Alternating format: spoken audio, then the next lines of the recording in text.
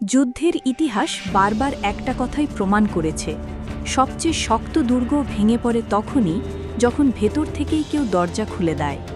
বাইরে থেকে যতই আক্রমণ হোক, আসল বিপদ লুকিয়ে থাকে ভেতরের বিশ্বাসঘাতকতায়। সম্প্রতি এমনই এক ঘটনায় তোলপাড় শুরু হয়েছে মধ্যপ্রাচ্যে। যে দেশকে বিশ্বের অন্যতম সুরক্ষিত ও গোয়েন্দা দক্ষতায় এগিয়ে বলা হয়, সেই ইসরায়েলের সামরিক ব্যবস্থার ভেতরেই ঢুকে পড়েছে শত্রুপক্ষের ছায়া। অভিযোগ উঠেছে, ইরানের হয়ে কাজ করার দায়ে ইসরায়েলি বিমান বাহিনীর 2 প্রযুক্তিবিদকে আটক করা হয়েছে। তারা অত্যন্ত গুরুত্বপূর্ণ একটি বিমান ঘাঁটিতে দায়িত্ব পালন করতেন, যেখানে আধুনিক যুদ্ধবিমান রক্ষণাবেক্ষণের কাজ চলে। তদন্তে উঠে এসেছে, তারা দীর্ঘদিন ধরে গোপনে তথ্য পাচার করছিলেন। শুধু সাধারণ তথ্য নয়, সেনাঘাঁটির স্পর্শকাতর এলাকা, অস্ত্রের বিবরণ, এমনকি সামরিক কার্যক্রমের পরিকল্পনাও নাকি পৌঁছে গেছে ইরানের হাতে। এর বিনিময়ে মোটা অঙ্কের অর্থ লেনদেন হয়েছে বলেও ধারণা করা হচ্ছে। গোয়েন্দা সংস্থাগুলোর নজরে এসেছে আরও কয়েকজন সন্দেহভাজন সেনা সদস্য।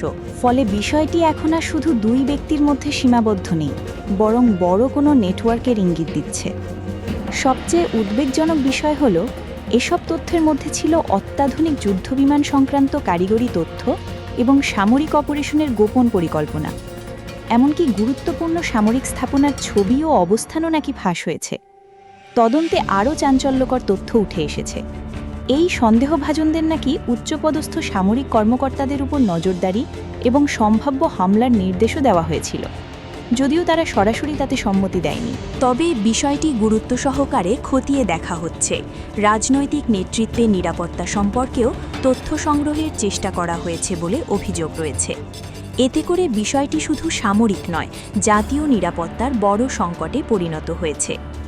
এই ঘটনার পর ইসরায়েল সরকার কঠোর বার্তা দিয়েছে, রাষ্ট্রবিরোধী যে কোনো যোগাযোগকে বিশ্বাসঘাতকতা হিসেবে দেখা হবে এবং কঠিন শাস্তি দেওয়া হবে। এখন প্রশ্ন উঠছে, যেই দেশ তার গোয়েন্দা দক্ষতার জন্য বিশ্বজুড়ে পরিচিত, সেখানে কিভাবে এমন অনুপ্রবেশ সম্ভব হলো? এটি কি শুধুই অর্থের লোভ, নাকি আরও গভীর কোনো কৌশলের অংশ? বিশ্লেষকদের মধ্যে এটি শুধু একটি গুপ্তচর বৃত্তির ঘটনা নয়, বরং মানসিকভাবে প্রতিপক্ষকে চাপে ফেলার একটি বড় পদক্ষেপ।